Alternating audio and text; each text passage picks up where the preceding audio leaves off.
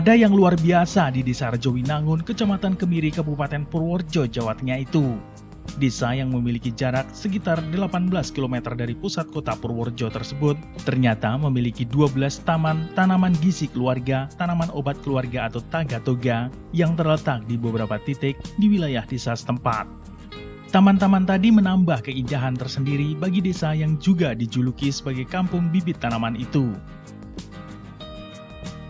Hal tersebut mampu memikat para wisatawan dari luar daerah. Mereka biasanya datang setiap libur akhir pekan.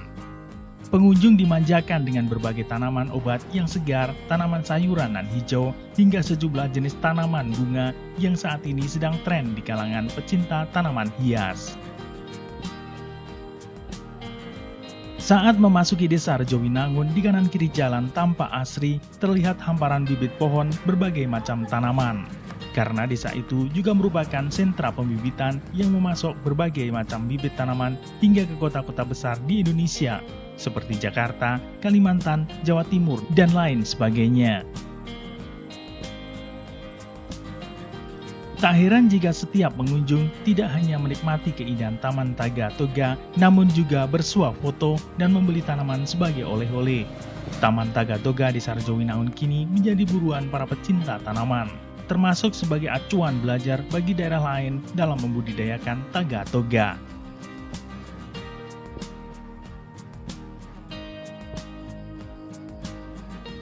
Itu awalnya. Taga-toga itu kepanjangan dari Taman Obat Keluarga dan Taman Gizi Keluarga. Dalam hal ini kita membuat salah satu taman yang di dalamnya adalah jenis tanaman-tanaman yang kaitannya dengan tanaman taga ataupun toga yang tadi saya sebutkan itu.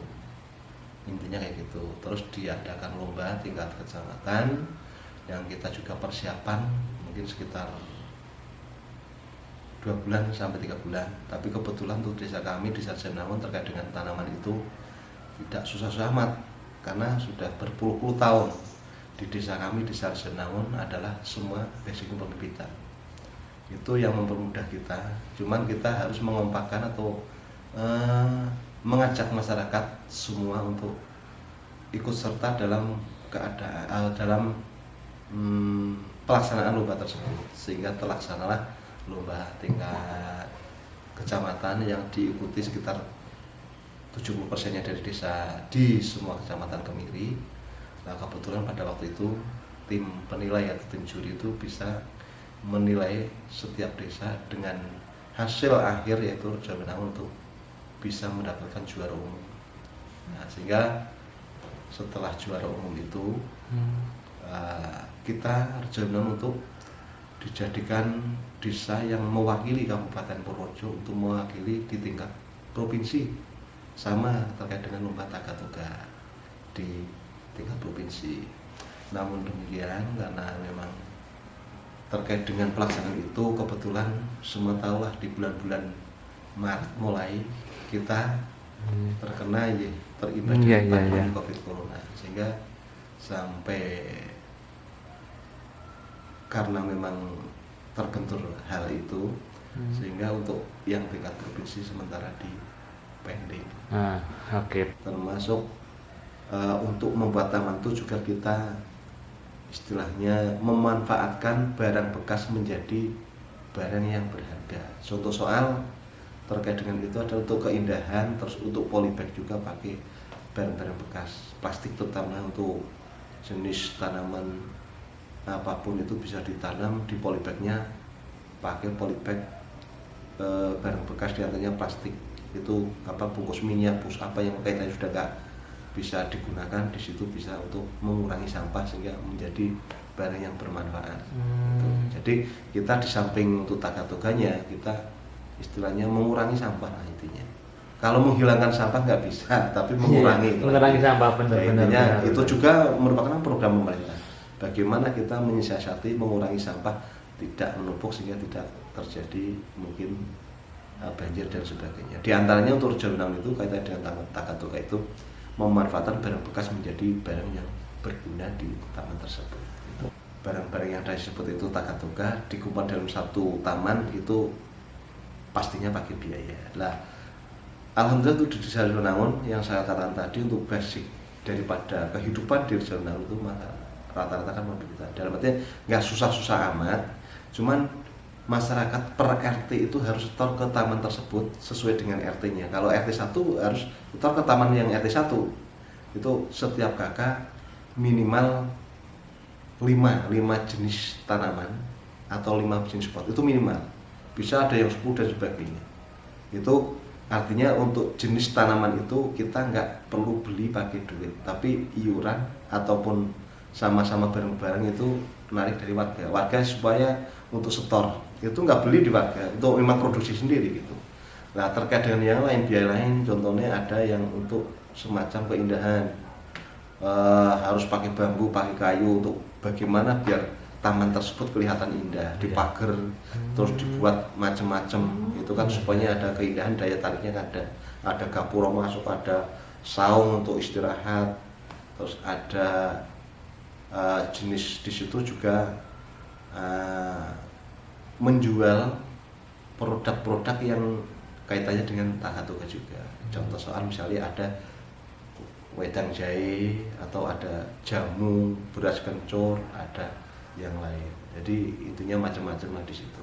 Nah masalah biaya kalau di total ya lumayan banyak, tapi itunya adalah swadaya. Swadaya ya. Terkait dengan bantuan, artinya swadaya masyarakat per RT.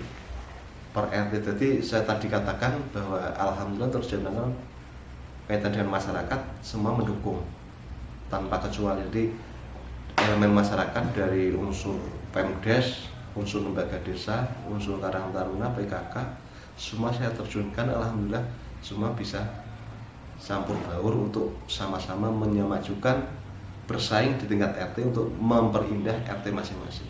Nah, harapan saya selaku kepala desa di sini yang memang bertujuan saya ingin menjadikan Rejowinangun menjadi wisata bibit karena memang keadaan sumber daya manusianya di sini memang kayak gitu. Jadi sesuai dengan keadaan Rejowinangun, mudah-mudahan harapan saya itu dengan adanya Taman Takatuka yang semakin dikenal masyarakat luas, bahkan bukan hanya di tingkat kecamatan, bahkan kabupaten lain atau daerah lain, itu harapan saya semakin Rejowinangun semakin dikenal masyarakat luas, juga tidak kalah penting terkait dengan perekonomian yang semakin meningkat. Karena di Rejowinangun adalah sebagai basis bibit, nggak cuman kaitannya dengan terkenalannya taman, tapi segala macam bibit di sini memang ada. Nah, harapan saya semua bibit akan laku dan Rejowinangun juga kontribusi terhadap pemerintah untuk menghijaukan kembali terkait dengan wilayahnya. Dalam artian nggak cuma tanaman tagatoganya, tapi tanaman keras. Terkait dengan itu juga buah-buahan. Jadi benar-benar saya kepengen mengembangkan untuk Rejowinangun karena memang basicnya adalah basic pembibitan, diperkuat lagi juga terkait dengan pemasarannya semakin luas lah intinya. Jadi harapan saya benar-benar untuk menjadikan masyarakat Rejowinangun semakin kedepannya semakin sejahtera kehidupannya gitu, dan semakin tentunya terkait dengan takatuka ya juga semakin sehat secara alami gitu, untuk mengembalikan tanah tersebut juga secara alami kayak zaman dulu. Oke, itu harapan saya, Bapak. Jadi emang nih bos sebenarnya tuh Takatuka.